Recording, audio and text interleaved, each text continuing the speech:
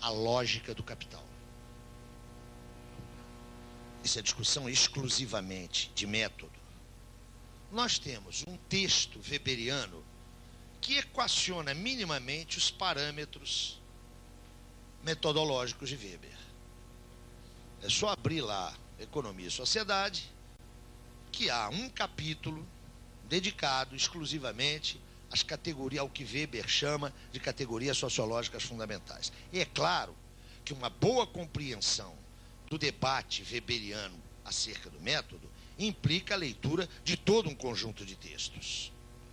Entretanto, um recorte muito nítido neste capítulo de Economia e Sociedade dá ao leitor uma visão muito clara de como é que Weber operava a sua análise.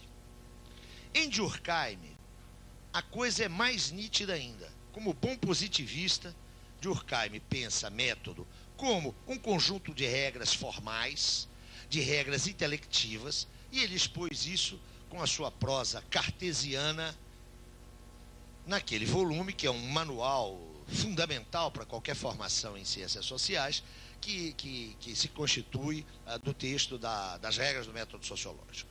Mas eu lhes dizia, com Marx é diferente isso. E puxava a observação leniniana, segundo a qual Marx não nos deu uma lógica, Marx nos deu a lógica do capital.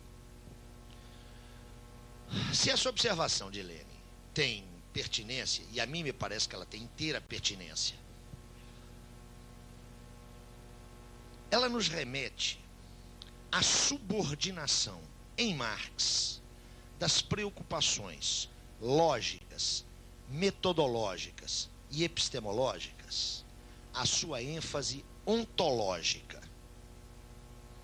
Ou seja, Marx, ao contrário de uma forte tendência, que eu diria que é dominante na reflexão ocidental desde o século XVIII, e o ponto de partida dessa fortíssima tendência é a obra de Kant, Marx se contrapõe a essa tendência ao não discutir a questão do conhecimento tomada em si mesma. Marx não discute quais são as nossas condições de conhecer. Marx problematiza as nossas condições de conhecimento de um objeto determinado. Neste sentido, embora haja, indiscutivelmente, uma dimensão epistemológica na obra marxiana, embora haja preocupações epistemológicas, gnosiológicas, todas elas em Marx estão subordinadas a uma impostação, a uma direção ontológica. E como é que isso se manifesta na obra marxiana?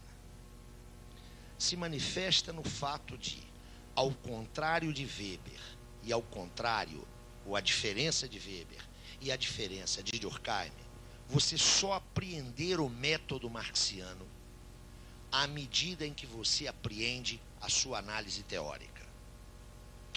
Trocando em miúdos, isso significa o seguinte: em Marx, eu não tenho uma discussão metodológica autônoma que me permita apreender o modo analítico, a modalidade teórico-analítica de Marx. É bastante curioso observar que Marx se deteve pouquíssimas vezes numa discussão metodológica. Rastreando o conjunto da obra de Marx, nós vamos perceber que ele dedica poucas palavras ao debate metodológico. Isso acontece entre 1845 e 46. Se vocês tomam aquele volumoso texto, só publicado em 32, que ele redigiu com Engels, A Ideologia Alemã, no primeiro capítulo, que salvo erro é o único que está traduzido ao português, não é?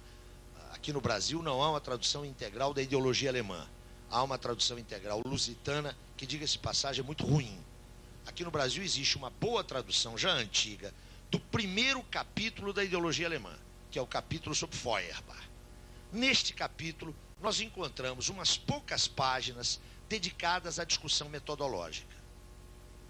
Depois, em 1847, na polêmica contra Proudhon, naquele famoso livro A Miséria da Filosofia, também Marx dedica cerca de 20 ou 30 páginas à discussão metodológica. Ele vai retornar a essa discussão lá na abertura dos Grundrisse, num texto de 20 páginas, que é um texto, inclusive, recomendado para a leitura de vocês, onde ele vai discutir o método da economia política. E no prefácio, e sobretudo no pós-fácio, a segunda edição do Capital, ele também faz algumas observações de natureza metodológica. Por que essa discussão é tão parca em Marx? Por que ela é tão pequena, ela é tão econômica?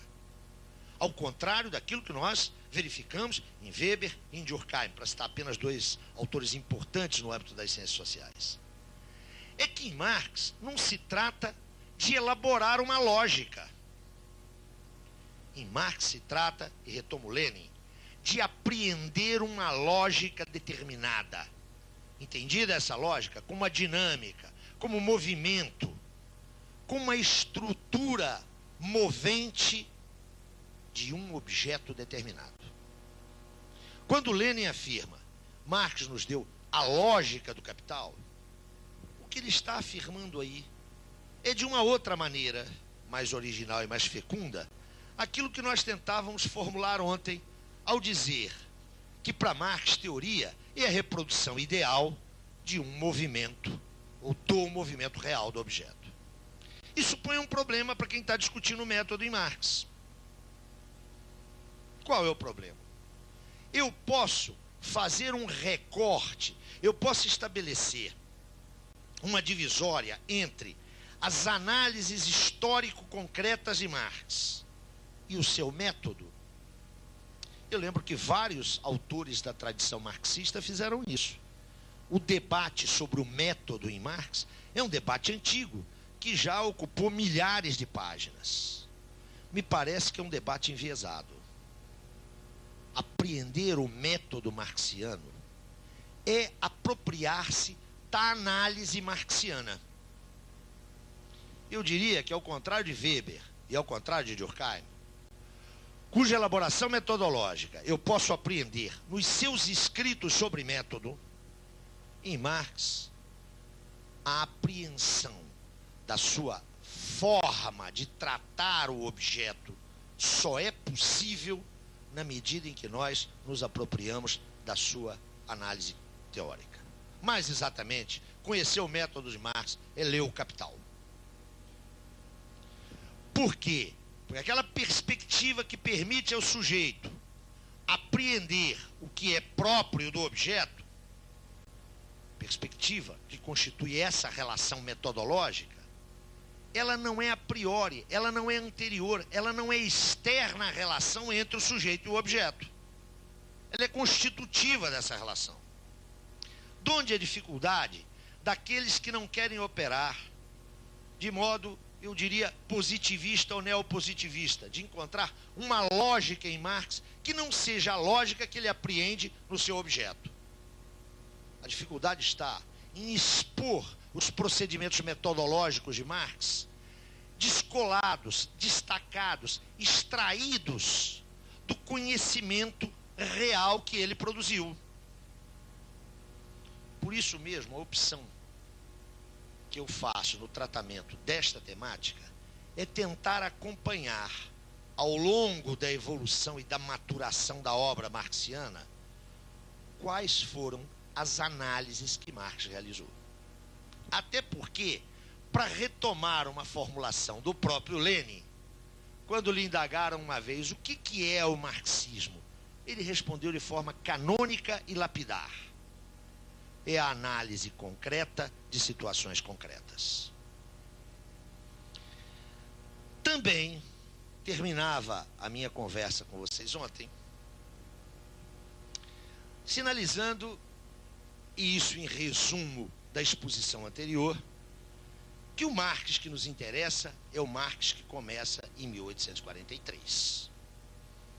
Sem desprezo da dissertação com que ele concluiu seu curso de filosofia, sem menoscabar a importância política dos seus textos na Gazeta Renana, nomeadamente aqueles textos em que ele enfrentava a censura guilhermina, sem prejuízo de nada disso. O Marx que nos interessa é o Marx que começa em 1843. É o Marx que se confronta com a filosofia do direito de Hegel, em cujo coração estava a problemática do Estado. Quero começar o nosso trabalho de hoje arrancando destas duas marcas, da observação leniniana, para, de alguma maneira, justificar o percurso que farei aqui, e da discussão de 1843, que põe o problema que vai atormentar Marx a vida inteira: decifrar o que é a sociedade civil burguesa.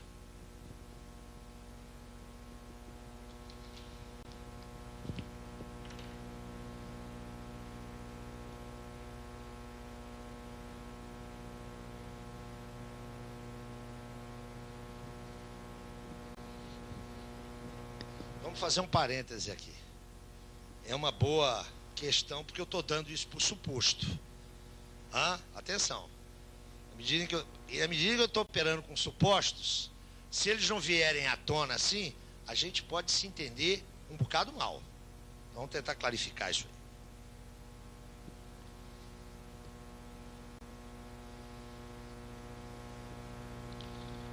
Isso aqui é um parêntese, hein? A partir do século XVI, e o espaço geopolítico é a Europa Ocidental, isso é um processo típico da Europa Ocidental, começa um processo de erosão na ordem feudal. Esse processo de erosão da ordem feudal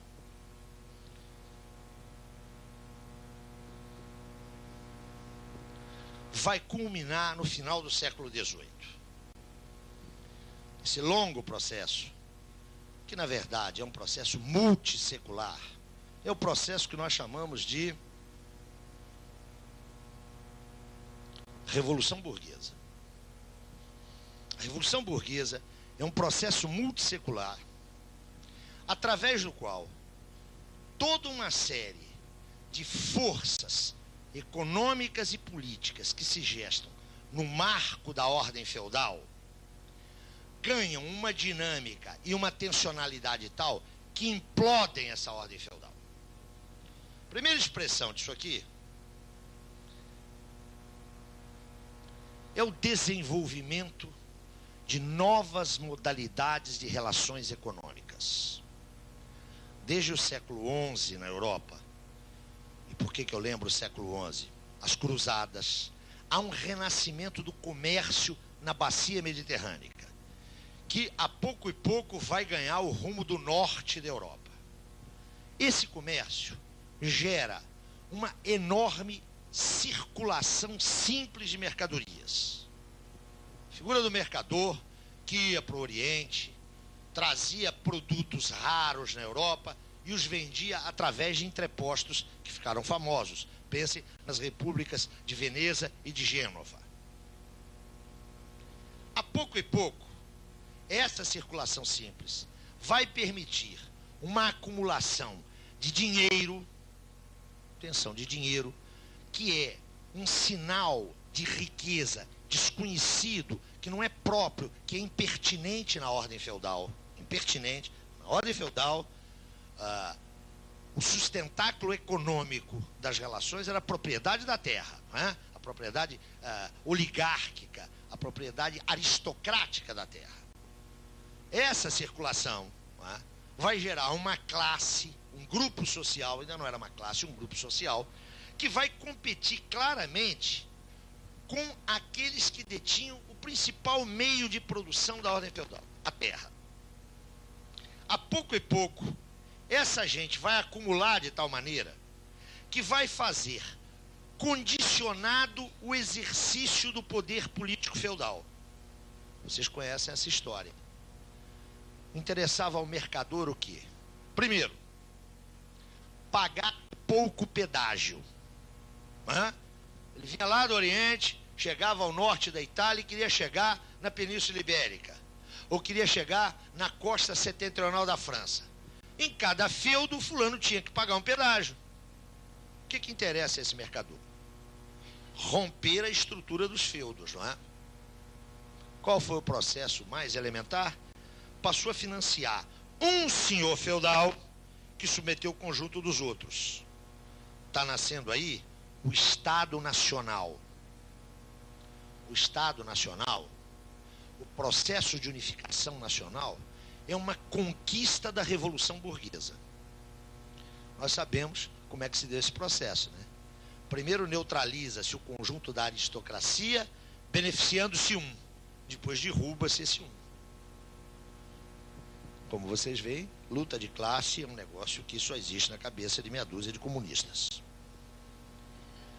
Através disso aqui, esse grupo social ganha a dominação, a direção das decisões econômicas na Europa Ocidental.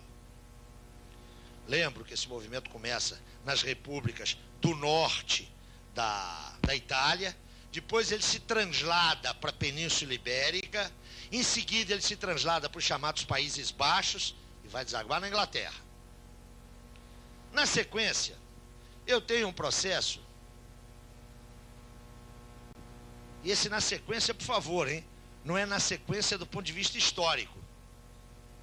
Na verdade, eu tenho um único processo, que é o processo da Revolução Burguesa, que entrelaça, que vincula dimensões distintas de um mesmo processo.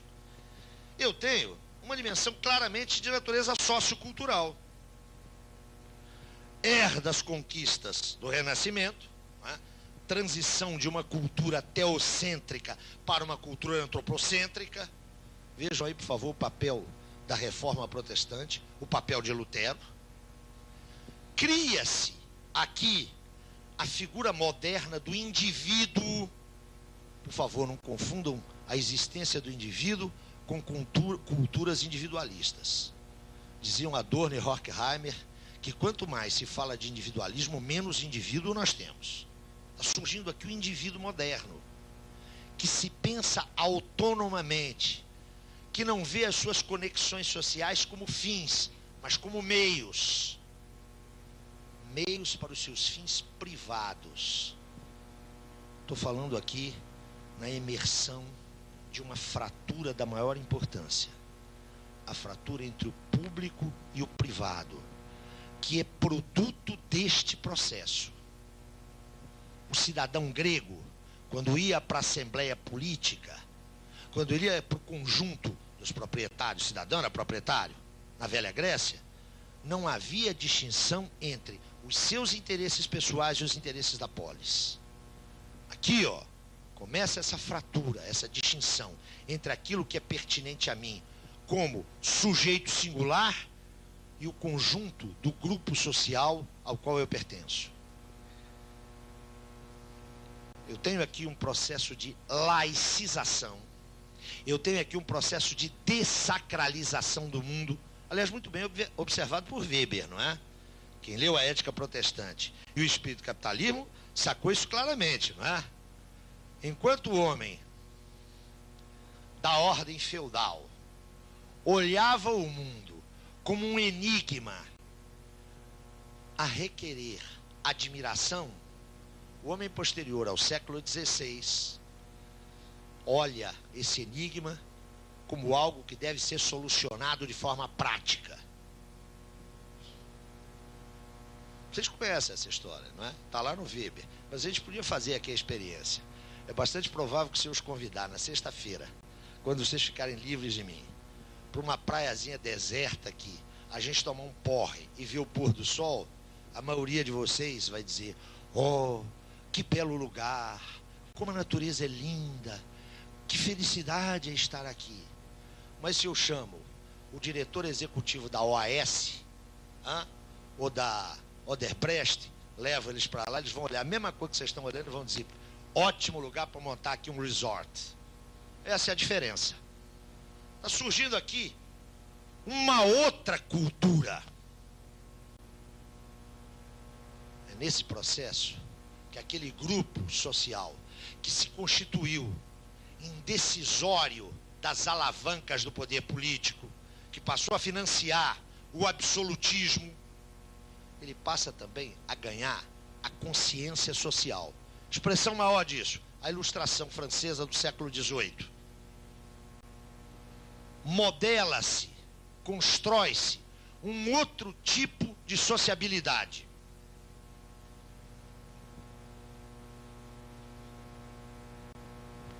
A outra dimensão, que é concomitante, mas atenção, que se expressa com êxito quando essas duas estavam realizadas, quando se dá a consolidação econômica e a hegemonia cultural e a dimensão política. Não tem pescoço de rei sagrado, passa-se a faca no Luís sei lá das quantas. E mesmo quando se restaura o império, isso me parece o ato fundante do Estado burguês. Mesmo quando ele é restaurado, em 1804, aquele cabo curso, o senhor Napoleão Bonaparte, não é o representante do Papa que lhe põe a coroa na cabeça. É ele que põe a coroa na cabeça. Eu sou imperador porque tenho força, porque tenho exército. Não é pela vontade de Papai do Céu, não. Um Estado laico, não confessional. Ora, isso é um processo que vai do século XVI ao século XVIII. Os pensadores que nesse decurso histórico trataram de compreender a ordem emergente sempre lidaram com uma antinomia.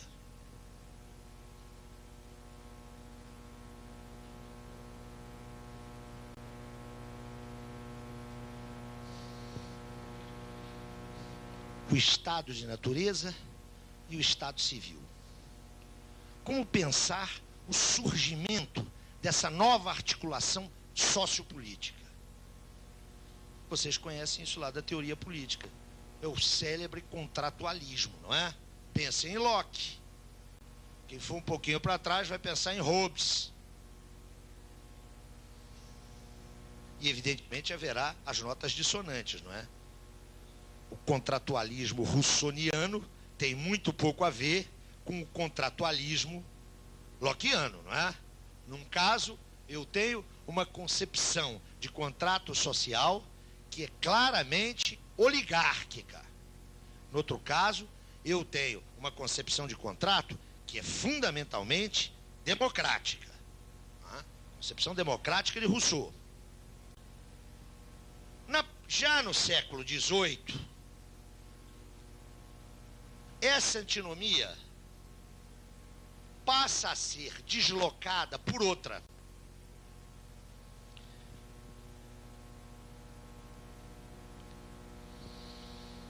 A relação entre um ente que se apresenta como um ente público com a sua autoridade constituída pelo uso da violência legitimada e aquilo que lhe é exterior. A relação entre Estado e sociedade civil. Como é que os autores do século XVIII e da primeira metade do século XIX pensam essa relação? Aqui está o aparato público, cuja característica é a universalização. O Estado é a dimensão universalizadora, universalizante da sociedade. E tudo aquilo que diz respeito ao domínio privado, tudo aquilo que diz respeito ao domínio da família e da ação dos indivíduos que a constituem, é a sociedade civil. Esse é o conceito com o qual Hegel opera. Vocês se recordam do que eu dizia ontem? A sociedade civil para Hegel é o reino da miséria física e da miséria moral. É o reino do particularismo, é o reino do privatismo. Enquanto que ao Estado caberia a função racional de estabelecer aquilo que é universalizador nesse intercâmbio.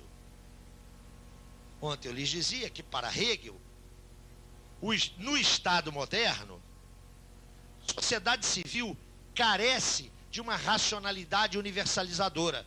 É o Estado que pode fundá-la universalmente. Só para deixar claro que Marx trabalha com a mesmíssima concepção de sociedade civil de Hegel. Agora, por favor, atenção. O debate contemporâneo de hoje das ciências sociais, da teoria política, não opera assim. O conceito de sociedade civil mais sofisticado que nós temos em circulação é aquele que se deve a Gramsci. Atenção! E Gramsci trabalha com um conceito de sociedade civil que é muito mais amplo que aquele do reino do privatismo. Terceira observação, não sei se é isso que você queria chegar.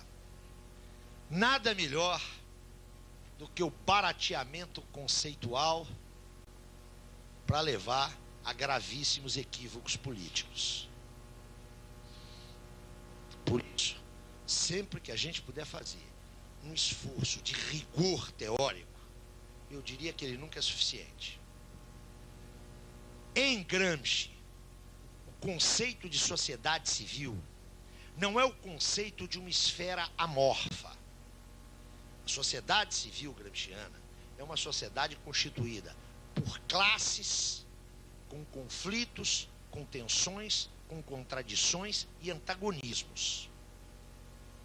Com todos os problemas que podem ser apontados na elaboração gramsciana, eu quero lhes lembrar que Gramsci era um revolucionário, era um marxista, era um comunista e era um homem da Terceira Internacional. Hoje, o barateamento desse conceito leva a uma noção inteiramente frouxa, laça, insignificante de sociedade civil. Por sociedade civil se entende tudo aquilo que não é estatal. E nós sabemos o uso que está sendo feito dessa noção, não é? Quem fala hoje em autonomia da sociedade civil, desculpem, mas é uma constatação, é um ilustre pernambucano.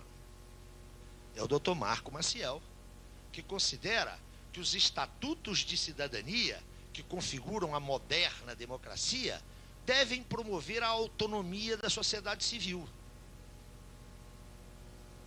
Quero lhes lembrar que o projeto, aliás, em parte implementado, de reforma do Estado brasileiro, no primeiro e no segundo consulados de Fernando Henrique Cardoso, projeto esse elaborado pelo professor Presser Pereira, tinha como centro a promoção da responsabilização da sociedade civil. Isso não tem nada a ver com essa discussão aqui, hein? Sociedade civil virou um fetiche, igualzinho à cidadania, igualzinho à participação desses que os de cima utilizam para acabar com as possibilidades alternativas do andar de baixo. Eu creio que é importante chamar a atenção disso, porque essa cultura própria da retórica neoliberal, a satanização do Estado conduziu a verdadeiros abortos na análise da sociedade brasileira. Eu já não suporto mais, se tiver alguém aqui, me desculpe, mas eu ontem arroguei os meus 54 anos para me desculpar com relação a isso, né? Eu já não suporto mais ver forças de esquerda dizendo que querem uma sociedade civil forte, organizada, temos que fortalecer a sociedade civil. Eu não quero fortalecer a sociedade civil coisa nenhuma. Eu acho que a Fiesp, a CNI, que são partes constitutivas, a UDR, que são partes constitutivas da sociedade civil, eu não quero fortalecê-las, não. Dizer que a sociedade civil brasileira é frágil, uma ova. Ela é fortíssima. O que é frágil na sociedade civil brasileira são as agências que expressam as demandas e as aspirações dos explorados. Isso é frágil na sociedade brasileira. E é frágil por um histórico processo de repressão.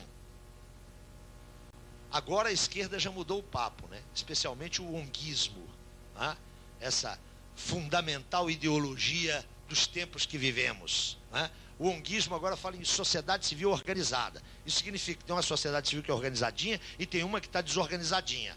Devem ser os tais excluídos, que eu não sei exatamente o que significam. Né?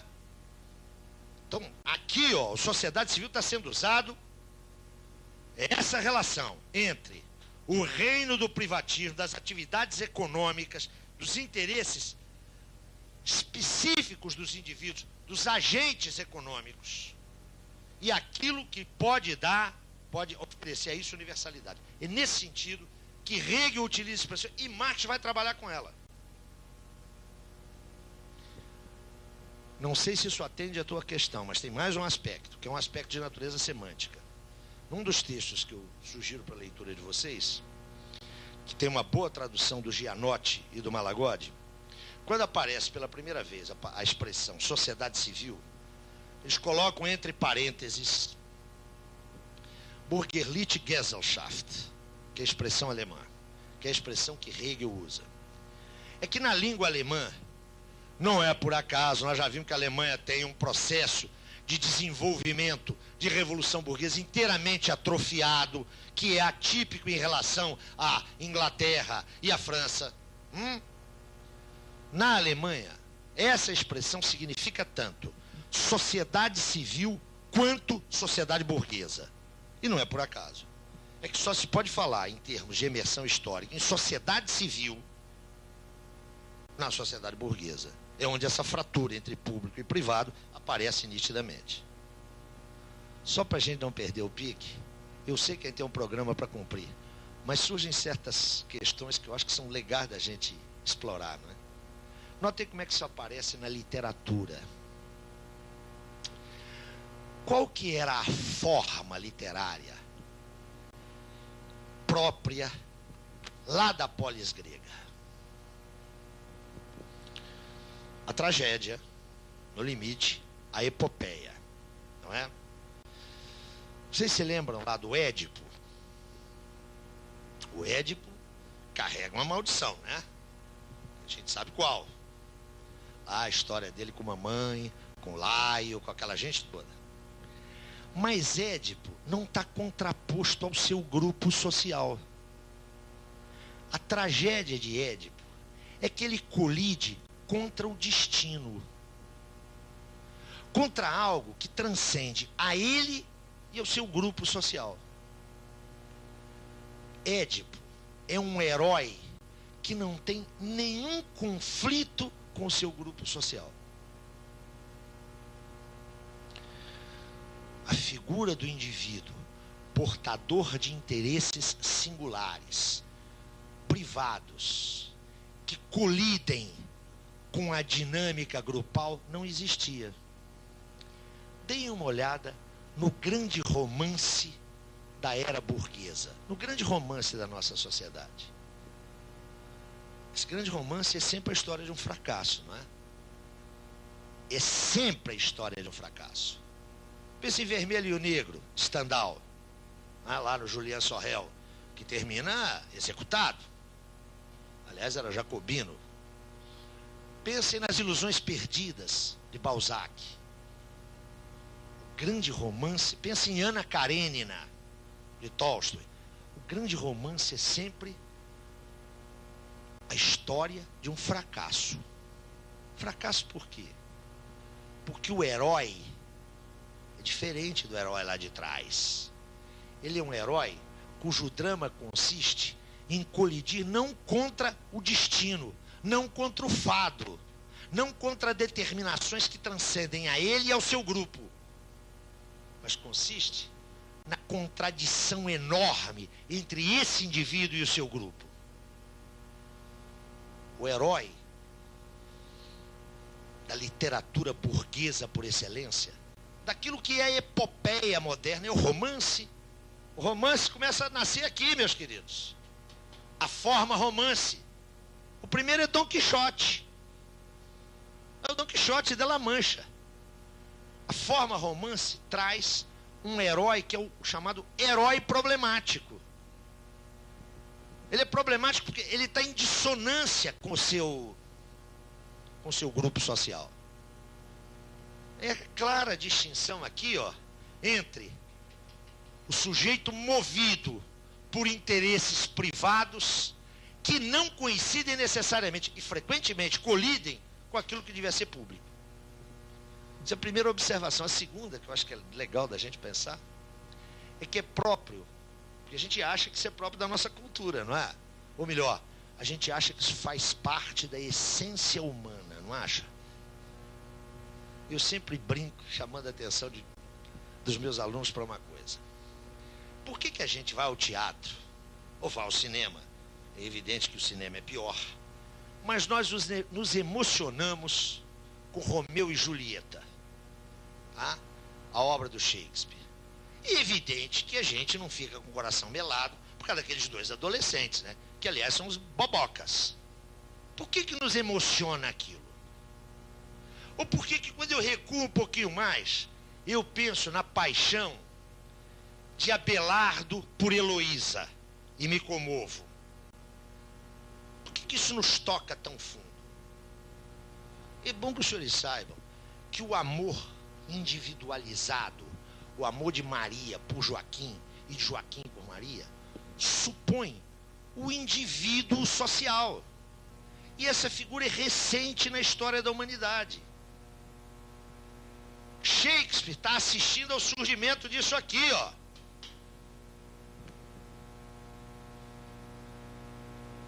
A escolha individual, o amor individual é muito recente, porque ele supõe o quê? Indivíduos não apenas que possam escolher, mas que escolhem. Essa figura é nova na história. Ah, não tem nada.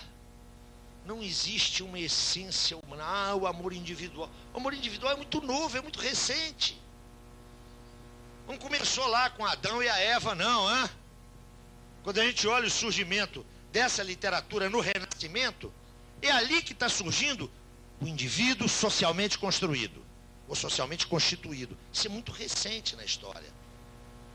Esse indivíduo que nós somos, que se crê livre e independente, está surgindo aqui, ó. Vocês vão ver isso no texto que eu recomendei a vocês de Marx.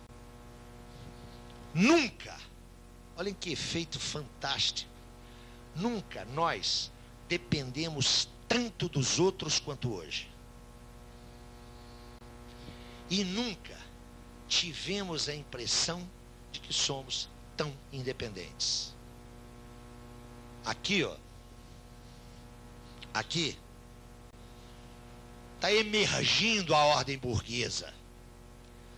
Está emergindo uma forma societal que é absolutamente única na história da humanidade. Onde é que está esse absolutamente único? Ela só se mantém e só se reproduz enquanto tal na medida em que ela subverte diariamente, constantemente, os seus meios e modos de produção e reprodução. Para falar na linguagem de Marx, isso aqui, ó, é um espaço aberto ao desenvolvimento das forças produtivas. Não infinito, mas aberto. Aqui, ó, se constitui a possibilidade dos homens se pensarem como gênero. O amarelo lá da Ásia, o negão lá da África subsaariana, o amarelo ou vermelho aqui das Américas, deixam de ser figuras estranhas. Quando se cria o mercado mundial, não é apenas essa camisa que eu visto aqui, que foi tecida com algodão colhido pelo negro lá no Mississippi, fiado lá em Manchester e confeccionado no norte da Itália. Não é só a mercadoria que transita. Transita também a possibilidade dos homens, nas suas diferenças, se reconhecerem como expressões iguais. Então o que está acontecendo aqui, ó, é o surgimento do nosso mundo, desse homem que nós somos hoje. Que ao contrário do homem do passado, eu falei aqui em Gesellschaft. Vocês conhecem a oposição feita por Tönnies, por Ferdinand Tönnies, o sociólogo alemão, entre Gesellschaft e Gemeinschaft, entre sociedade e comunidade. Na verdade, isso é uma velha lenga-lenga sociológica para distinguir formas pré-capitalistas de formas capitalistas. Nas formas pré-capitalistas, como é que se manifestavam os vínculos de dependência? Se manifestavam por proximidade territorial e por vínculos de sangue. Então, eles tinham uma percepção imediata. O jeito que era excluído da sua comunidade morria. A excomunhão é isso. Vai para longe. Hoje, você nasce em Pernambuco, trata de dentes em São Paulo, toma um porre em Lisboa, se apaixona em Roma e vai morrer no México. Note, o desenvolvimento da sociabilidade é a redução da ponderação das determinações naturais e orgânicas por determinações cada vez mais sociais. Nesse sentido, as dependências ou as interdependências não têm manifestação empírica imediata. Então você entra no seu gabinete, no seu escritório, no seu quarto, liga o seu computador e diz: aqui eu vou pensar sozinho. Eu estou aqui podendo exercer a minha autonomia. Exercendo a tua autonomia, uma ova. Para aquele computador chegar ali, houve uma rede de interações que começou lá do outro lado do mundo. Pra você ligar aquele plug, centenas, milhares de pessoas estão trabalhando hoje no Brasil. Você não está vendo isso, né? Que é próprio dessa sociedade aqui, ó, é constituir uma rede de relações básicas na sociedade civil que não aparecem como tais para o indivíduo. O que aparece para o indivíduo é isso aqui, ó. É o Estado, né? O que aparece para nós não sob forma de relação, aparece sob forma de coisa, né? O que é o Estado para nós? É a intimação da Receita Federal para a gente pagar o imposto, né? É a carteira de identidade, é a delegacia de polícia, é o juiz me cobrando a pensão do quinto casamento, é o filho apurrinhando porque quer autonomia. O que é o Estado? O Estado é, sobretudo para nós, o porrete policial. A gente encontra o Estado aonde? Quando se faz uma greve, eles mandam lá os seus macacos. Quem dera que o Estado fosse isso, né? Se fosse isso, a gente acabava com ele brincando. Esse vai ser o tema da sequência. Para o Marx, essa coisa aqui, ó, expressa essa aqui, ó. Para Marx não há uma relação orgânica entre Estado e sociedade civil. Há uma relação de altíssimo nível de complexidade, que implica imbricações orgânicas e outras imbricações. Eu dizia que o que importa para nós é 1843.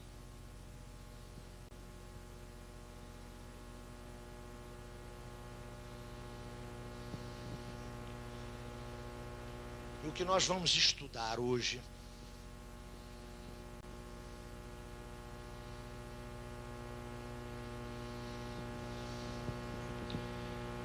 é um arco de 3 a 4 anos. O trânsito de Marx de uma problematização filosófica do mundo à tomada da crítica da economia política como instrumento de conhecimento da sociedade civil vai se dar neste decurso temporal. Eu quero deixar claro que eu não estou trabalhando aqui com fases, nem com etapas, nem com momentos. Eu estou seccionando esse período porque ele tem referências de produção clara. Aqui, ó, é o manuscrito de Kreuzner. Aqui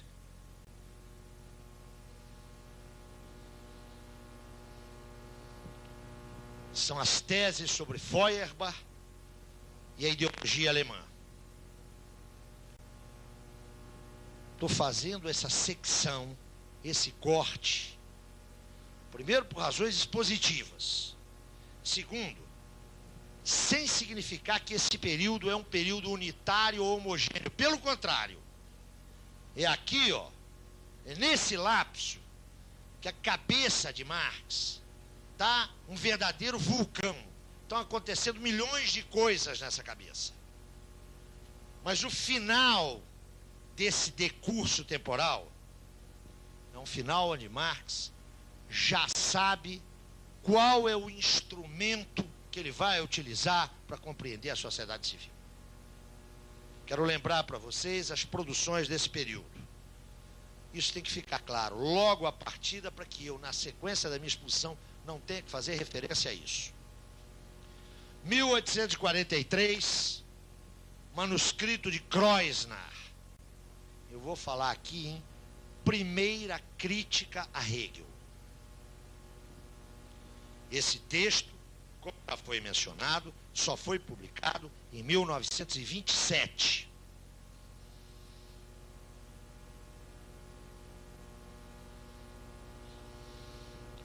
No ano seguinte, 1844, Marx produz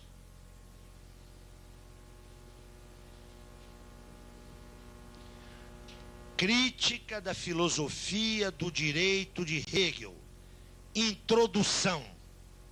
É o texto que foi recomendado para a leitura de vocês.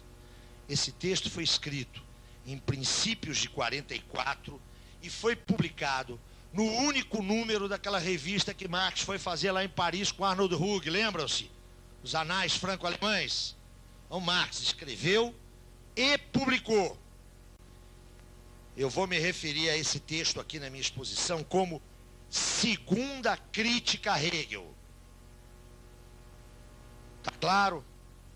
Esse aqui é o manuscrito de 1843, que ficou inédito, que Marx não produziu para divulgação, e que só veio a público em 1927. Logo na sequência, em 44, ele escreve Crítica à Filosofia do Direito de Hegel, Introdução, que ele publica em 44.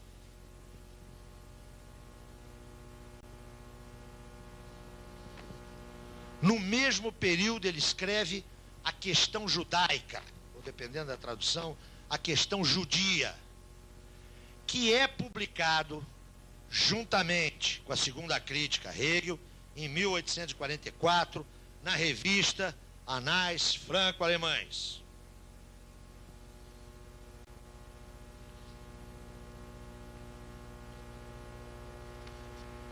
Ainda no ano da graça de Nosso Senhor Jesus Cristo, de 1844,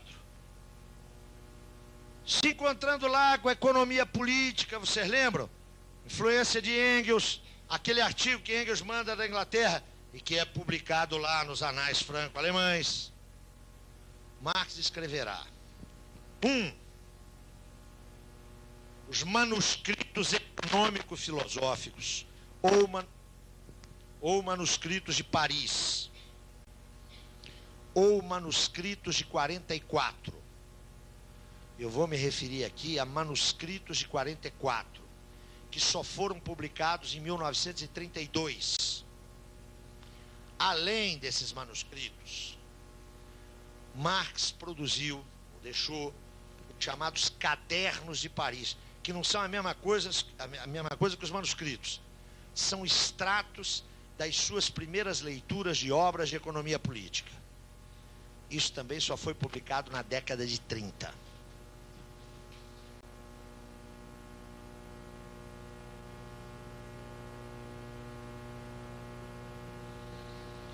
Em 1845, juntamente com Engels, Marx publica A Sagrada Família. Não é uma obra religiosa. Essa obra tem por título A Sagrada Família, ou Crítica da Crítica Crítica. É isso mesmo, Crítica da Crítica Crítica. Depois do café vocês vão saber que coisa é essa. É a primeira polêmica direta de Marx e Engels contra os seus contemporâneos alemães. Esse texto é publicado, é escrito e publicado pelos dois.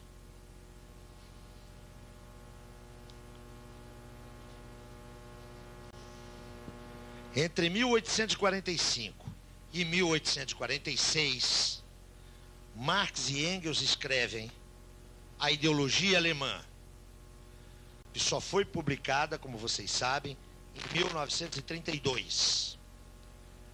É importante assinalar a diferença de redação entre a Sagrada Família e a Ideologia Alemã. A Sagrada Família é claramente um livro a 4 mãos. Os fulanos discutiram o conteúdo do livro, fizeram o sumário e dividiram.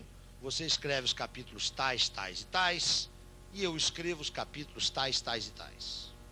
Juntaram o que escreveram, leram, trocaram ideias e mandaram para a tipografia. A ideologia alemã, não. A ideologia alemã é resultado da discussão contínua. Estão discutindo e escrevendo, ou seja, é uma expressão muito mais fusionada da articulação do pensamento. Ao mesmo tempo em que redigia a ideologia alemã, lá em Bruxelas, Marx escreveu as famosíssimas 11 teses acerca de Feuerbach, as teses sobre Feuerbach. Essas teses foram publicadas pela primeira vez em 1886. Ou seja, 3 anos depois da morte de Marx. Quem as publicou foi Engels. Em 1886, Engels escreveu um pequeno texto acerca de Ludwig Feuerbach, o já mencionado Feuerbach. Um texto que se tornou muito conhecido. Tem o título de Ludwig Feuerbach e o fim da filosofia clássica alemã. Isso é um texto de Engels que ele publica e ele põe como apêndice essas 3 pagininhas manuscritas de Marx, que estavam até então inéditas e que desde a sua publicação são reconhecidas como um dos momentos de inflexão do pensamento marxiano.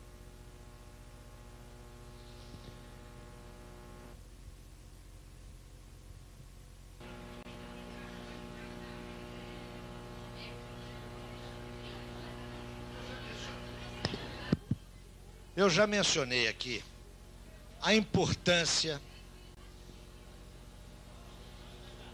Posso? Eu já mencionei aqui a importância de Hegel na filosofia alemã. Hegel nasce em 1770 e morre em 1831. Ao longo desses 61 anos, Hegel se afirma como o grande pensador alemão. E é, sem qualquer sombra de dúvidas, aquele filósofo cuja obra, pela sua magnitude, pela sua importância, vai se constituir numa referência para o debate alemão de 2 décadas após a sua morte. Na verdade, até 1848, a figura que vai dominar a cultura alemã é Hegel. Depois de 48, a pouco e pouco, a influência hegeliana vai quase desaparecer no pensamento alemão.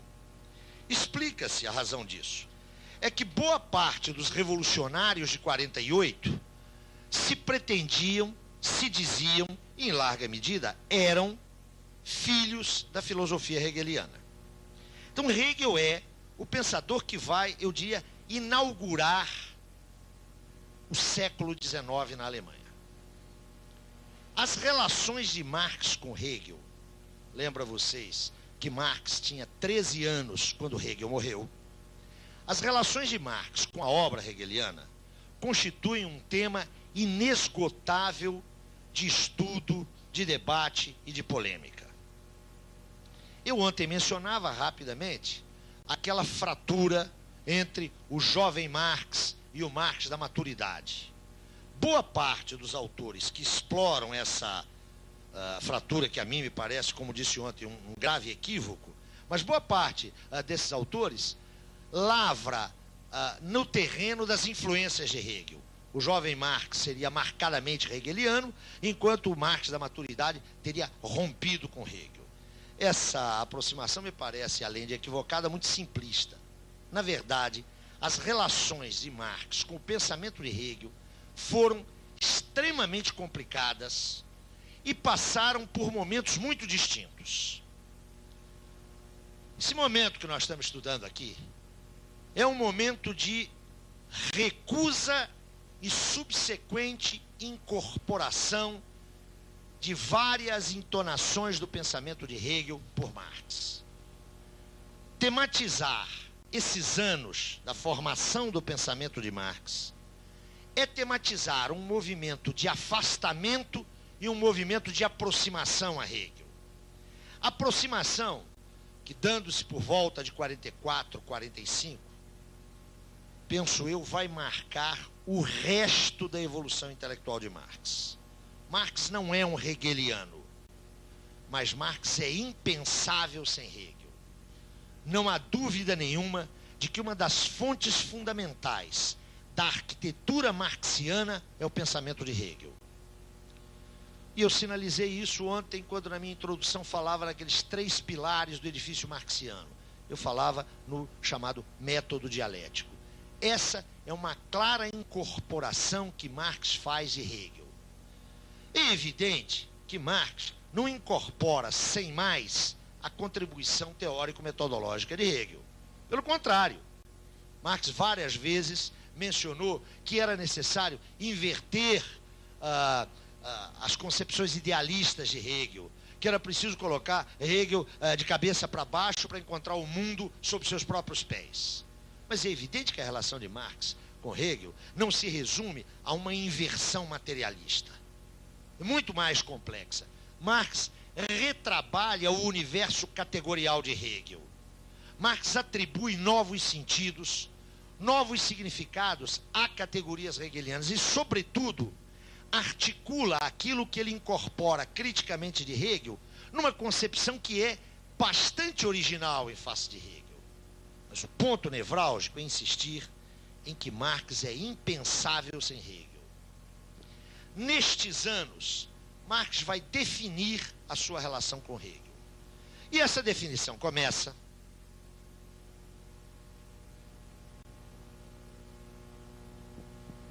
naquele texto de 1843, bastante referenciado ontem. Aquele texto que permaneceu inédito, que Marx não escreveu para publicação, mas que registra a sua primeira crítica a Hegel. Qual era o problema de Marx? O problema de Marx era o mesmo problema de Hegel em 1843. Marx queria compreender a relação entre Estado e sociedade civil na ordem burguesa. Como é que Hegel põe esta relação?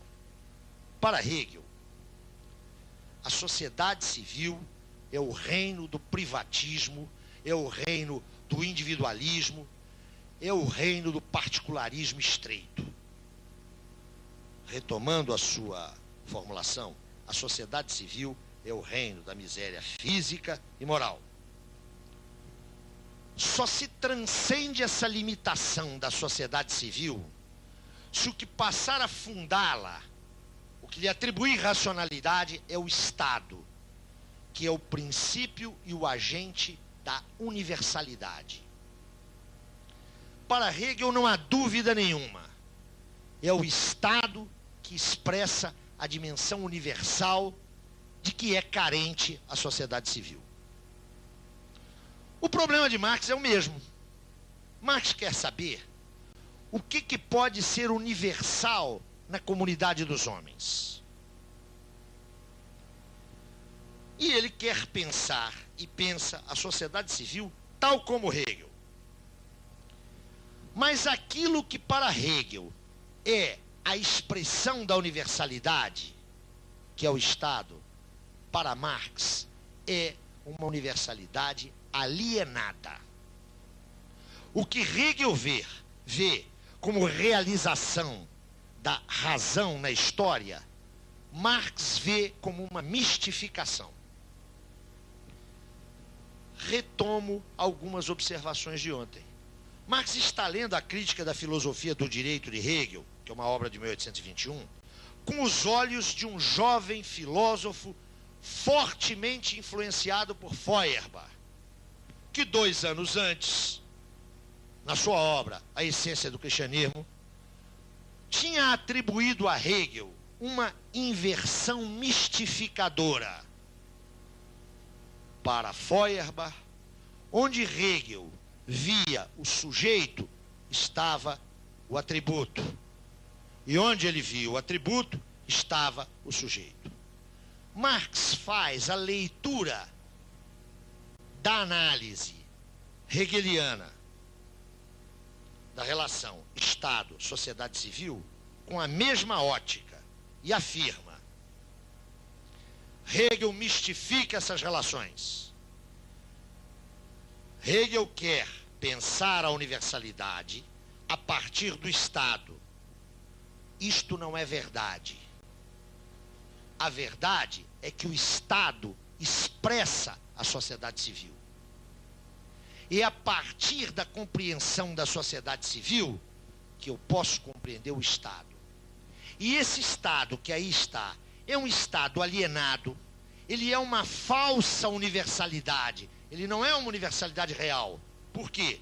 Porque ele expressa uma sociedade civil na qual é impossível uma dimensão universalizadora. Notem que, se o problema de Marx era o mesmo de Hegel, quando ele impugna a solução hegeliana, ele está se colocando uma programática que não é a de Hegel. Na medida em que Hegel vê, né, no Estado a realização da razão na história, o problema da história para Hegel está resolvido. Na medida em que Marx diz: esse Estado não é um Estado conforme a razão, é um Estado que expressa uma sociedade muito conflituosa. Não há ainda em Marx, atenção, a categoria classe social. Atenção, Marx não trabalha com isso em 1843. Mas para Marx, esse reino do privatismo não poderia engendrar uma universalidade real, uma universalidade verdadeira. Antes, essa universalidade era uma falsa universalidade. A consequência prática qual é? É uma programática de modificar este Estado pela modificação da sociedade civil que ele expressa. Mas essa programática não está clara ainda para Marx. Esse texto, ou nesse texto, Marx contrapõe ao princípio monárquico defendido por Hegel, como vocês sabem, em teoria política, ou na sua concepção política. Hegel é um monarquista constitucional.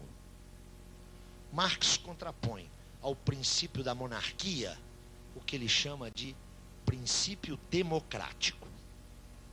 É apenas um princípio.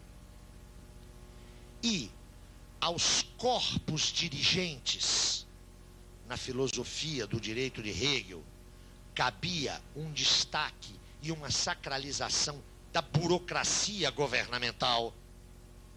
A isso Marx contrapõe o que ele chama de povo. Notem que é algo historicamente inteiramente impreciso. Povo, o que é isso? Democracia, o que é exatamente isso? O Marx de 43 não tem clareza. Mas o que é importante é que ao deslocar, isso eu quero enfatizar aqui, ao deslocar o problema da compreensão do Estado para a compreensão da sociedade civil, Marx está se colocando um conjunto de questões que não pode ser resolvido de uma ótica puramente teórico-política, jurídico-política. Notem o procedimento marxiano.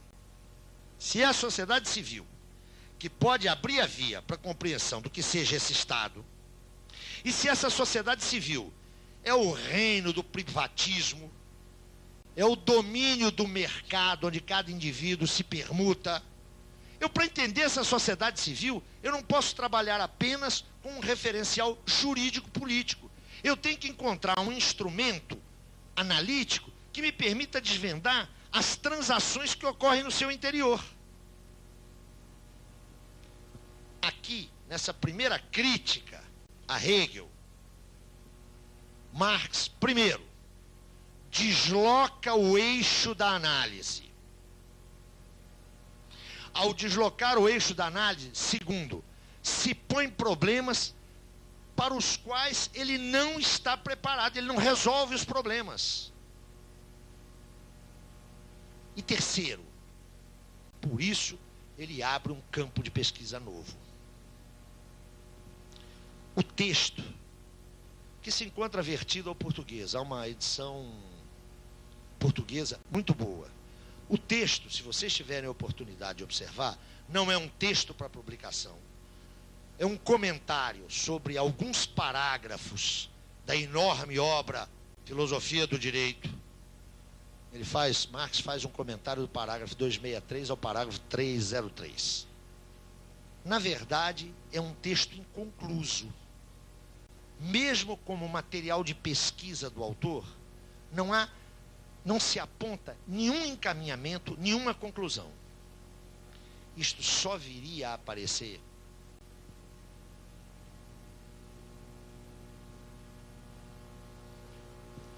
na segunda crítica, que é o texto publicado, vejam que coisa fantástica, publicado cerca de 8 meses depois. Eu quero assinalar isso. A primeira crítica, o manuscrito de Kreuzner, é escrito nos primeiros dias do segundo semestre de 1843. O outro texto, aquele que é Crítica da Filosofia do Direito de Hegel, introdução, que é publicado no único número dos Anais Franco-Alemães, que circula entre junho e julho de 1844. Então, tudo indica que esse texto foi escrito, com toda certeza, esse texto foi escrito no primeiro semestre de 1844. Portanto, a distância entre um texto e outro, distância de elaboração, é uma distância de 6 meses. Este texto nos apresenta um Marx completamente diferente. Nesse texto,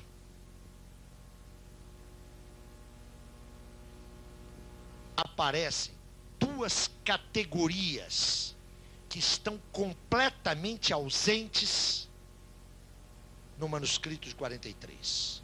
Primeira categoria: revolução. A categoria revolução é central na segunda crítica a Hegel. A outra categoria é a categoria classe, que não comparece no texto de 6 meses antes. Mas, na segunda crítica, a revolução é associada à necessidade da classe social, que, sendo a mais desumanizada, é a única que pode ter exigências radicais de humanização. Neste segundo texto, Marx vincula a revolução proletária à filosofia clássica.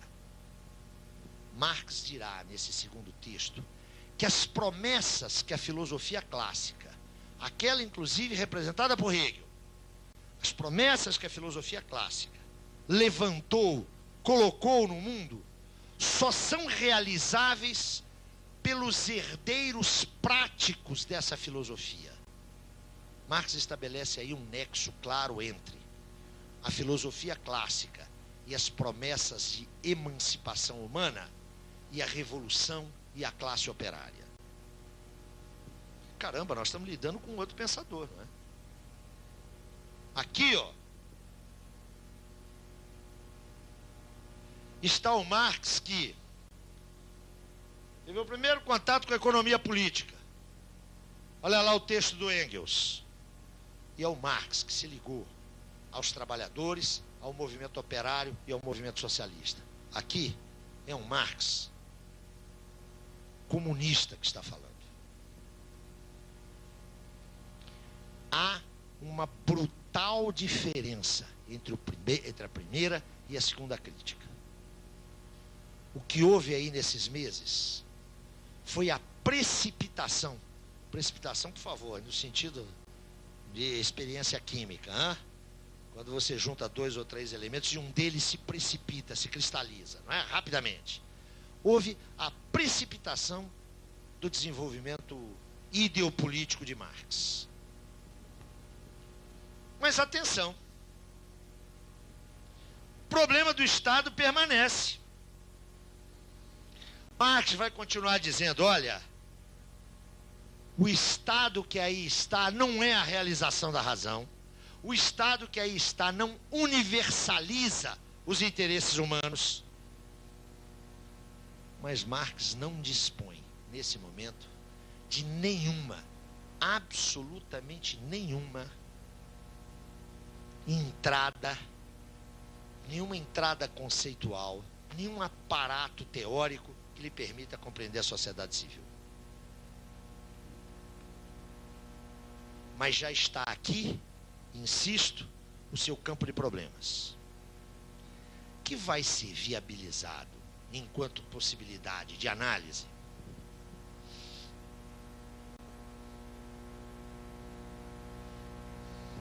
com os manuscritos. Como é que está esse Marx da segunda crítica? Ainda é um Marx claramente vinculado a Feuerbach. Muda a direção da crítica, Marx se põe como comunista, a solução não está no domínio teórico, está na ação prática. A alternativa não é mais o povo, não é mais a democracia. A alternativa é a revolução e é o proletariado. Mas ainda temos invocações principistas. Invocações de princípio.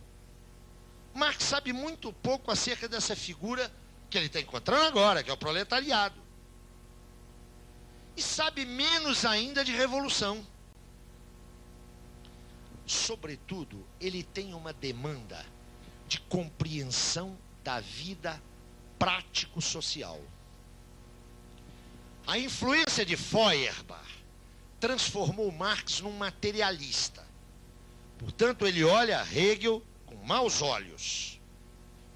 Mas ele quer fazer algo que Feuerbach não fez. Ele quer entender a sociedade do tempo presente. Seu problema é naquele lá já. Que Estado é esse? Que sociedade civil é esta? Embora vinculado a Feuerbach, Marx mergulha no estudo da economia política. E esse estudo, que é um estudo preliminar, é um primeiro encontro em 1844, se dá num pensador que tem uma formação filosófica, que está discutindo o Estado e a sociedade civil a partir da sua formação filosófica, mas que encontra essa moça aqui, ó.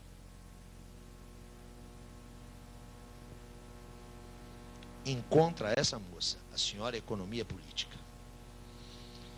Que moça é essa? Agora, se não me permitir um outro parênteses, porque a linguagem aqui é completamente outra. Vocês têm aqui um curso de economia, que dizem, aliás, que é muito bom. E nesse curso de economia vocês têm, seguramente, 1 ou 2 disciplinas obrigatórias com título de economia política. Essa economia política aqui, ó, não é propriamente a que se ensina hoje nas escolas. E não tem nada a ver, o economista político aqui, a que Marx vai se referir constantemente, não tem nada a ver com o economista que vocês conhecem hoje.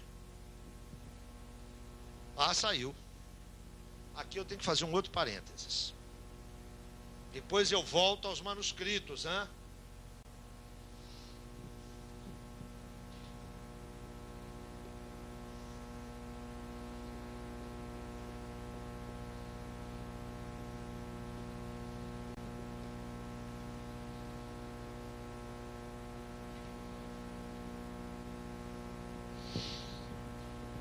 A economia política se desenvolve na Europa Ocidental, fundamentalmente, mas não exclusivamente, na Inglaterra, entre os séculos 17, vai encontrar o seu apogeu na segunda metade do século 18 e vai ter vigência aproximadamente até 1825, 1830. O que era a economia política? O que era esta economia política? Vão brincar um pouquinho. Porque vocês já devem estar começando a sentir as nádegas doendo, não é? A ordem antiga, o antigo regime, a ordem feudal, que domina a Europa Ocidental desde o século IV, com o esboroamento do Império Romano do Ocidente, esta ordem tinha um fundamento da riqueza, a propriedade imobiliária. Em torno da propriedade imobiliária, ou a partir da propriedade imobiliária, dispunham-se os grupos sociais. A nobreza, os servos, de alguma maneira, o extrato, que era o clero, e o próprio artesanato estava vinculado à propriedade da terra. O próprio artesanato tinha um nítido caráter rural. A partir dos séculos XV, e nomeadamente do século XVI, e eu mencionava isso há pouco, quando, instigado por ela, fiz uma pequena viagem, esse sistema começa a entrar em erosão. Começa a surgir uma outra forma de riqueza, que era desconhecida na sociedade feudal. Era a riqueza expressa por algo móvel, uma riqueza mobiliária, não imobiliária, que se manifestava no dinheiro. É claro que a Idade Média, é claro que o feudalismo conheceu o dinheiro como meio de troca. Na verdade, o dinheiro é muito antigo. Na forma de moeda, ele surge no século II a.C., lá na Ásia Menor. Mas a partir dos séculos XV e XVI, lembrem-se daquela circulação simples que eu mencionei há pouco, o dinheiro passa a ser extremamente demandado e ele começa a se acumular em algumas mãos.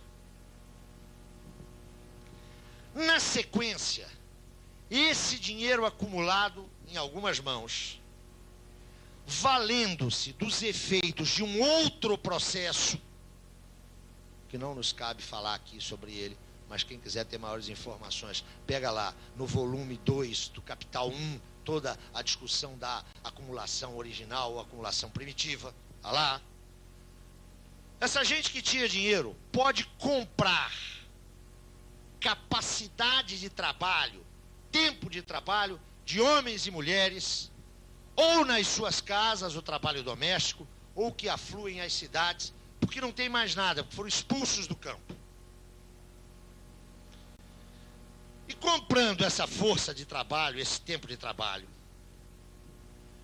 esses dinheiros que estavam nas mãos de comerciantes passam a transitar para figuras que não apenas vão comerciar, mas vão produzir bens, vão produzir mercadorias. Está nascendo aí o chamado capitalismo na sua forma industrial. Ora, modificam-se os grupos sociais. 2, cria-se um tipo de riqueza que era desconhecido antes. Os economistas políticos são aqueles pensadores que, observando a emergência desse novo tipo de riqueza, observaram também que se estava instaurando uma nova forma societal. Eles trataram de pesquisar, de entender, de compreender essa nova forma societal. Na sua maioria esmagadora, não todos, hein? Atenção, mas na sua maioria esmagadora, eles eram adeptos, eles eram defensores dessa nova forma societal. Trocando em miúdos, está nascendo a sociedade burguesa, e os economistas políticos, no geral, são ideólogos, são pensadores que defendem esta sociedade que está nascendo, porque a consideram uma sociedade mais adequada para os homens, porque a consideram uma sociedade melhor, há um juízo de valor aí. Qual que era o problema desses economistas?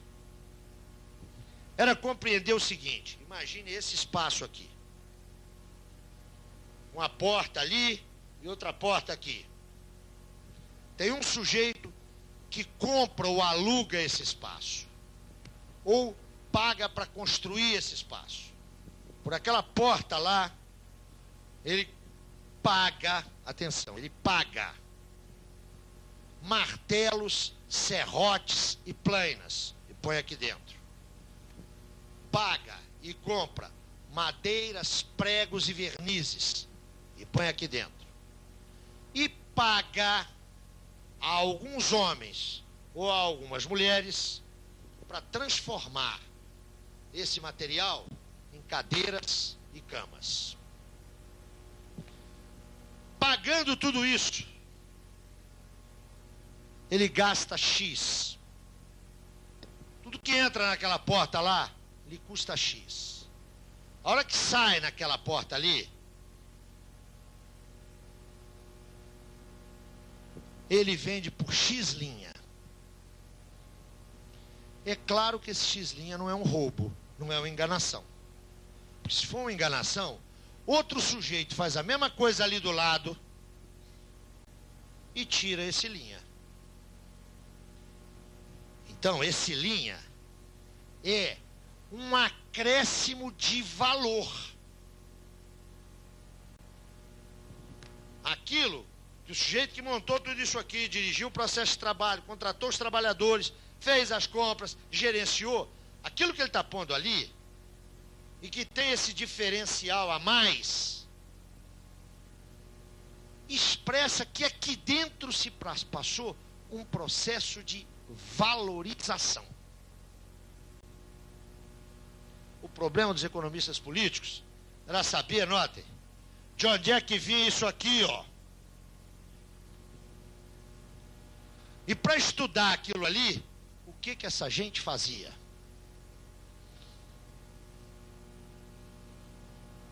Estudava as classes sociais. Quando eles explicavam aquilo, eles explicavam o lucro, que era a remuneração do capitalista. Eles explicavam o salário, que era a remuneração do trabalhador. Mas explicavam também a compra ou o aluguel desse imóvel através da renda fundiária. Eles estavam estudando ali, ó. Para isso tem que haver moeda disponível, tem que haver legislação que garanta a legitimidade dessa moeda, tem que haver um emissor, tem que haver um sistema tributário, um sistema fiscal. Eles estavam estudando o Estado. Essa gente, para tentar explicar isso aqui, ó, não fazia economia no sentido que os nossos estudantes estão fazendo aqui do lado. Aqui do lado os meninos estão aprendendo mercado de capitais, juro, lucro, não é isso? Os cursos de economia discutem o Estado? Os cursos de economia discutem classe social? Nem pensar. Isso eles mandam para o departamento de teoria política. Não é? Que a hora que a gente vai lá no departamento de teoria política, a gente vai discutir representação, legitimidade e legalidade. Se alguém perguntar como é que funciona a economia, eles mandam aqui para o departamento de economia. Essa gente aqui não. Essa gente aqui, ó, para estudar isso, está estudando a nova sociedade que está nascendo. O economista político é o primeiro teórico da sociedade burguesa. A economia política é a primeira forma de teoria social moderna. Agora observem. Para esses economistas políticos, olhem para cá. De onde é que sai essa coisa aqui, ó? O que cria o valor? Eles não têm nenhuma dúvida em responder. É o trabalho.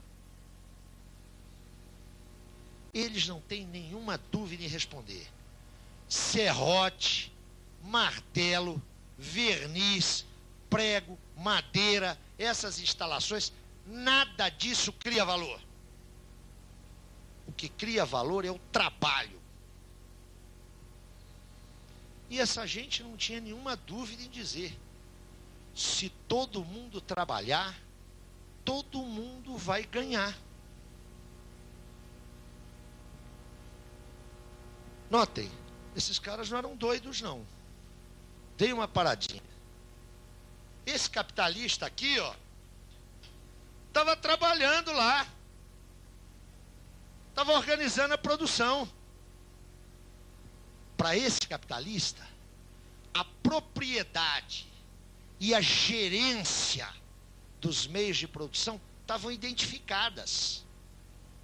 Esse capitalista aí, ó, não tinha médico do trabalho, não tinha psicólogo, não tinha assistente social, não tinha contador, não tinha economista, não tinha chefe de almoxarifado. Era ele que estava lá. Mas mais, enquanto isso estava acontecendo, esses teóricos estavam registrando que crescia a pauperização das massas trabalhadoras. Esse processo se dando no mesmo momento, ou este processo é o processo pelo qual o trabalho está enriquecendo alguns capitalistas e pauperizando massas de milhões de homens e mulheres, numa brutal exploração do trabalho feminino e infantil. Esses autores estavam vendo isso e não se preocupavam, diziam: olha, isso aí é assim mesmo. Toda sociedade nova que nasce, ela nasce em meio à dor. Vejam como é que a burguesia muda de papo sempre que lhe convém, né? Nesse momento, o burguês está dizendo: essa violência é necessária, é assim mesmo. São as dores do parto de uma nova ordem social. Logo, logo, esses inconvenientes vão ser superados. Esses autores eram, primeiro, figuras extremamente honestas. Eles estavam acreditando piamente nisso. Eles não estavam inventando, não. Eles estavam movidos por ilusões heróicas. Eram ilusões, mas eram heróicas. Aqui, ó, está o embrião do conhecimento, do primeiro conhecimento teórico, se vocês quiserem, científico, da nossa sociedade. Essa gente, primeiro, descobriu as características e, mais exatamente, as categorias básicas de como funciona a nossa sociedade. Eles falam em capital, eles falam em trabalho, eles falam em lucro, eles falam em juro. Esses caras falam em classes sociais. Eles estão pensando o Estado.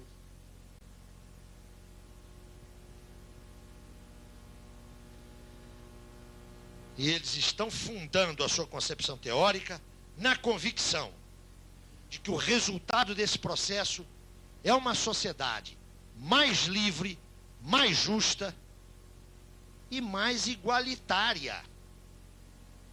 Atenção, e mais igualitária. Parece, todavia, que não foi isso que aconteceu na história.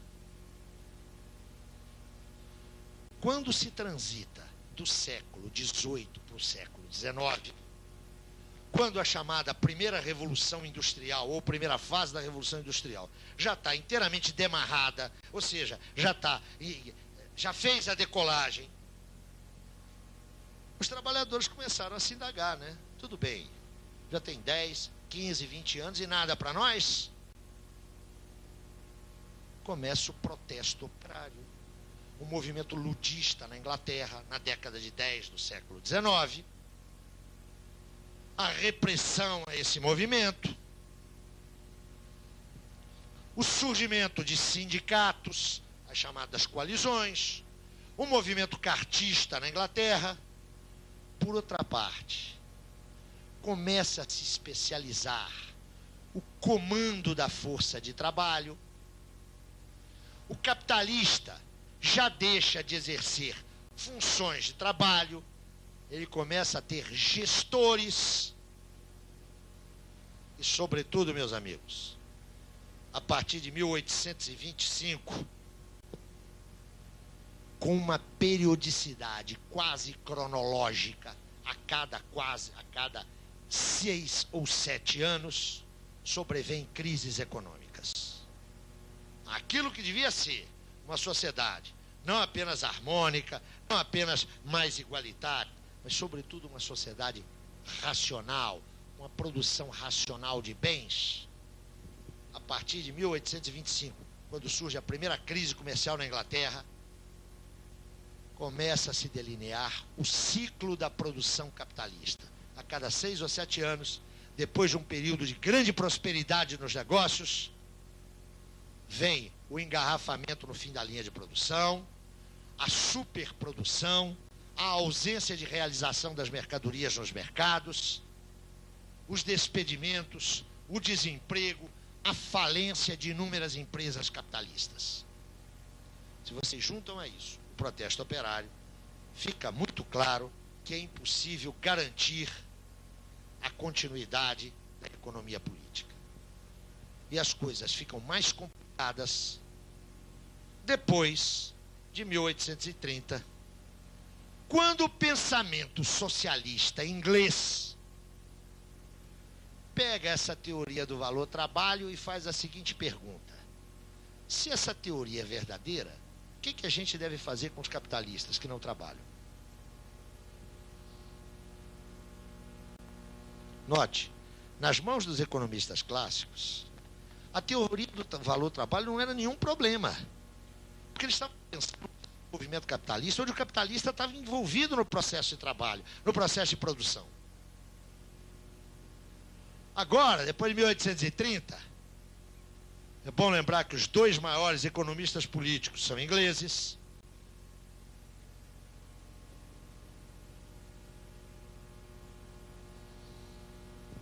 Smith, que publica sua obra no último quartel do século XVIII, e Ricardo, que publica sua obra em 1818 e morre em 1821. Para esses caras não havia problema na teoria do valor-trabalho. Os primeiros socialistas ingleses da década de 20 e 30 são ricardianos.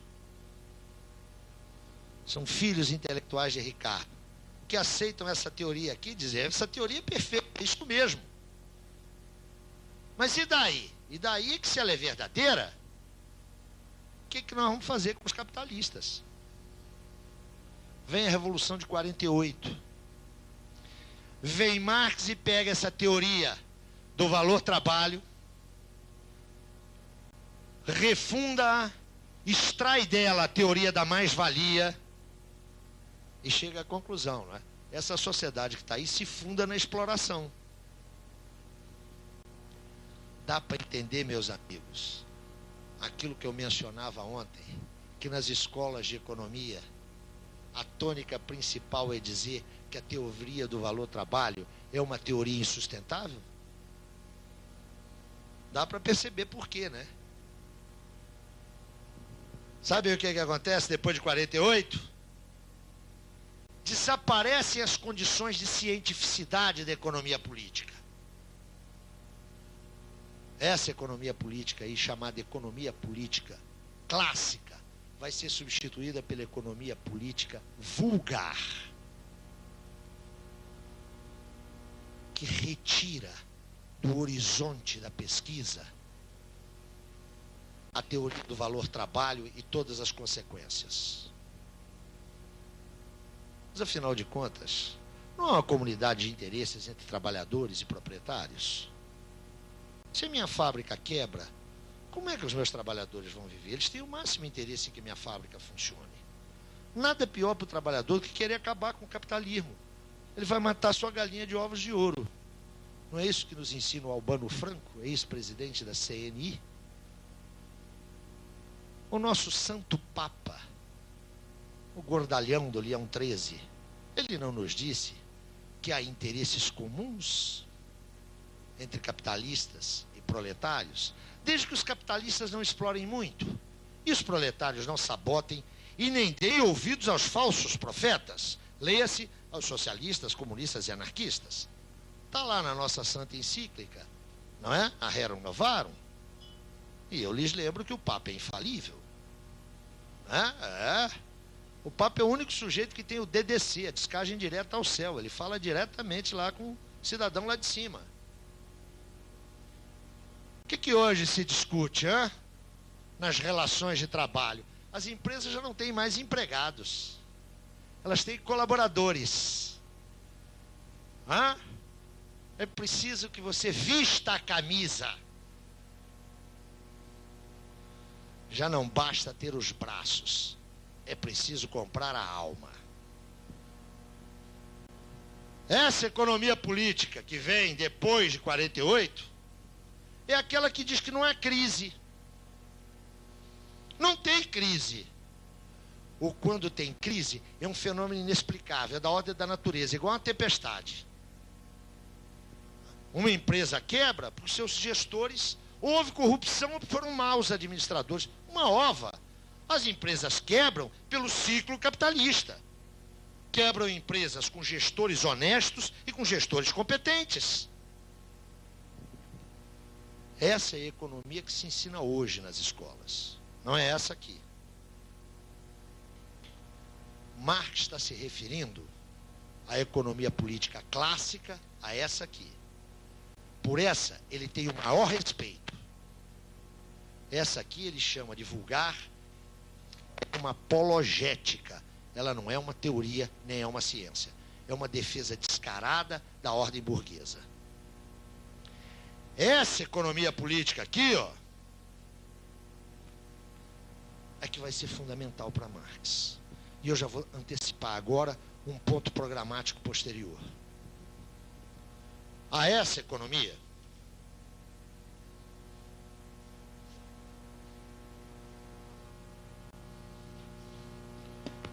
Marx reconhece méritos inequívocos.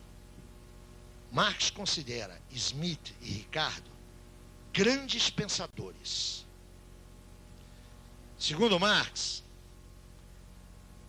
a economia política clássica foi capaz de nos oferecer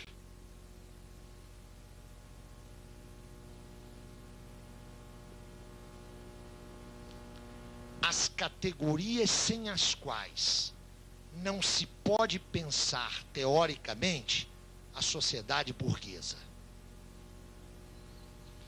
Marx tem por esses autores um enorme respeito. Mas atenção. Segundo Marx, estes autores pensaram, elaboraram e descobriram essas categorias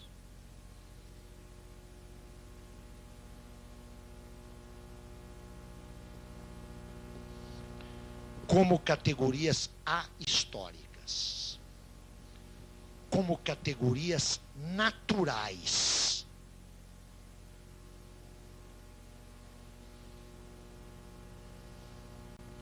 Vocês vão de se recordar que o século clássico da constituição do pensamento político burguês, o século XVIII, é o século de apogeu do justnaturalismo.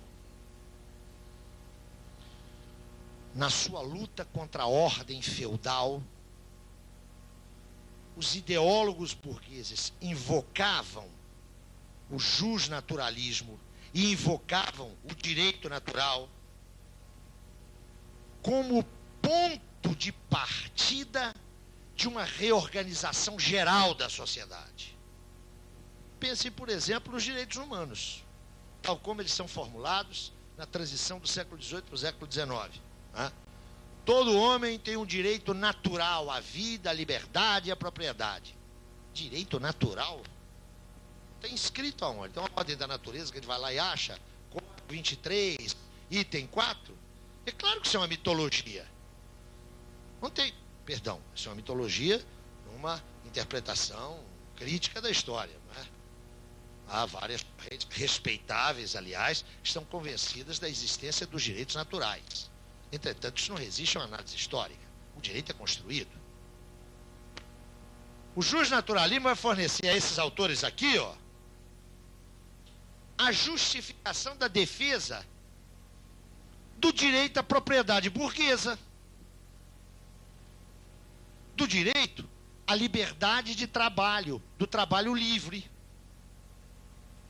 Marx dirá: estes autores compreenderam admiravelmente bem que os homens fazem as máquinas, constroem máquinas, desenvolvem tecnologias, trabalham a matéria-prima, produzem camisas, calças, sapatos, ferrovias, locomotivas. Esses autores só não compreenderam que as relações sociais nas quais os homens operam para fazer tudo isso são também relações criadas por eles. Marx dirá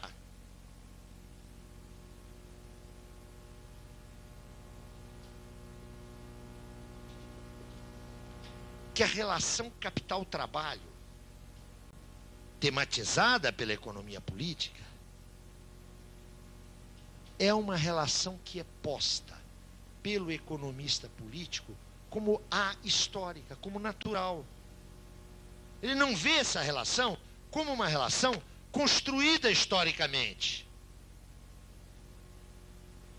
E isso por uma razão muito simples. Não é porque ele seja desonesto, não é porque ele seja um mistificador, é porque, dada a sua posição de classe, de defesa da ordem burguesa, ele só pode ver isso aqui, ó, como uma relação natural. Violar isso aqui é violar a natureza. Por isso, agora, por favor, atenção. Fazer a crítica dessa economia política é abrir a via à compreensão da sociedade civil burguesa. Porque esta economia política descreve esta sociedade do seu ponto de vista. Logo, fazer a crítica dessa economia é abrir a via à compreensão da dinâmica mesmo dessa realidade, que é a realidade da sociedade civil burguesa. Agora, por favor, atenção, o que é fazer a crítica? Fazer a crítica para Marx não é falar mal, hein? Não está no domínio da crítica construtiva e da crítica destrutiva. Vocês sabem qual a diferença entre uma e outra, né? A crítica construtiva é a que nos convém. A crítica destrutiva é aquela que não nos interessa, né? Evidentemente não é nesse plano. Observem vocês que a palavra crítica aparece em praticamente todas as obras fundamentais de Marx. Sagrada Família, ou Crítica da Crítica Crítica. Miséria da Filosofia, Crítica ao Sr. Proudhon. Crítica da Economia Política. Ou mais exatamente, o título do Capital, O Capital, Crítica da Economia Política. Por que isso? Para Marx, fazer a crítica significa trazer à consciência os fundamentos crítica para Marx é tomar todo e qualquer processo nos seus fundamentos, tomá-lo pela raiz e tornar consciente, trazer a consciência. Isso é que é teoria, gente. Vamos voltar para ontem? Reprodução ideal do movimento. É isso que é crítica. Para não ter nenhuma dúvida. Se o ilustre professor Adorno, e se o mais ilustre ainda, professor Horkheimer, comparecessem diante de Marx e lhes dissessem: estamos elaborando uma teoria crítica, Marx ia dar uma gargalhada. Porque a crítica é o constitutivo da teoria. Não é como se houvesse uma teoria acrítica. Na ótica marxiana, uma teoria acrítica não é uma teoria. É, antes de tudo, uma mistificação. Para Marx, a crítica dessa economia política abre o caminho para a compreensão do objeto real, do movimento do objeto real. Quando nós falamos aqui, portanto, em que Marx se desloca de uma problematização filosófica para a crítica da economia política, o que nós estamos querendo dizer é exatamente isso. É entender a dinâmica da sociedade civil a partir das características, das categorias que lhes são inerentes e próprias.